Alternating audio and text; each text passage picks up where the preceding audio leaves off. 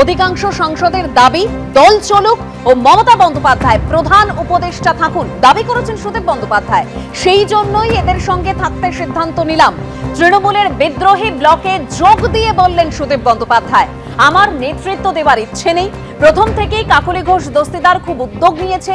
কাল অমিত শাহর সঙ্গে 70 মিনিট ধরে বৈঠক হয়েছে। আমি সই করিনি, শুভেন্দু অধিকারীকে বলেছি আপনি এলে সই করব, জানালেন সুদীপ বন্দ্যোপাধ্যায়। বিজেন্দ্র, তৎপরতা তো তুঙ্গে, একদম সেই ছবি আমরা দেখতে পাচ্ছি।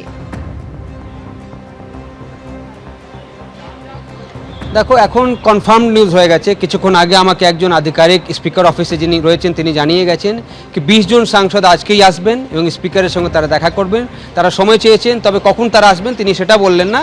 কি আপনারা অপেক্ষা করুন, আপনারা দেখতে পাবেন 20 জন টিএমসি সাংসদদের নাম ইতিমধ্যেই স্পিকারের অফিসে চলে এসছে, তার রেসিডেন্সে জমা পড়ে গেছে। এই 20 জন সাংসদ আসবেন এবং তারা যে তাদের দাবিগুলো রয়েছে সেটা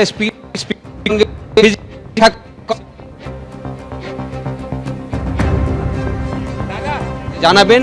20 নম্বর আকবর রোড এখন নেক্সট হলো তাদের গন্তব্য এবং এটাই হলো এপি সেন্টার এই মুহূর্তে, যেখানে তৃণমূলের যে লোকসভা দলের ভাঙন স্টার্ট হয়েছিল। প্রথম মিটিং যখন এখান থেকে 1 কিলোমিটার দূর 9 নম্বর মতিলাল নেহরু মার্গ যে সেখান থেকে স্টার্ট হয়েছিল, সেটা কিন্তু আজকে কালমিনেট হতে চলেছে, শেষ হতে চলেছে ঠিক 20 নম্বর আকবর রোডে, যেখানে আমি এই মুহূর্তে রয়েছি।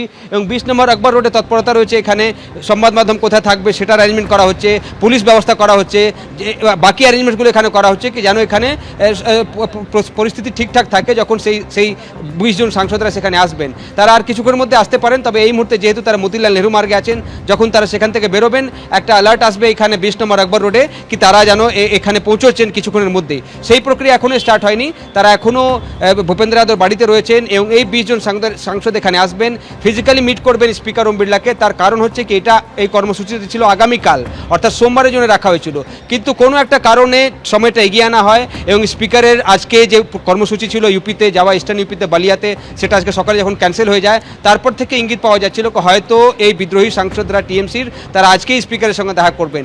কিছুক্ষণ আগে আমাকে একজন অফিসার জানিয়েছেন কি আজকেই তারা আসছেন এবং আগামীকাল নয় আজকেই এই 20 জন সাংসদ আসবেন এবং 20 জন সাংসদের নাম ইতিমধ্যেই যারা লোকসভার এমপি তাদের নাম চলে এসছে সিকিউরিটির কাছে, গেটের কাছে, এবং এদের এন্ট্রি রয়েছে এখানে যখন তারা আসবেন। এবং তারা আজকেই স্পিকারের সঙ্গে দেখা করার পর তারা অভিষেক বন্দ্যোপাধ্যায়ের নেতৃত্বে যে লোকসভাতে টিএমসি দল রয়েছে সেটাকে তারা মানছেন না, তারা পৃথক দল তৈরি করেছেন এবং এই 20 জন সাংসদ 2/3 থেকে বেশি হচ্ছেন, তাদেরকে সেপারেট একটা ব্লক হিসাবে চিহ্নিত করুন স্পিকার, তাকে সেপারেট বসার ব্যবস্থা করা হোক এবং তারা এনডিএর সঙ্গে থাকবেন এটাও তারা স্পিকারকে চিঠিতেও জানাবেন।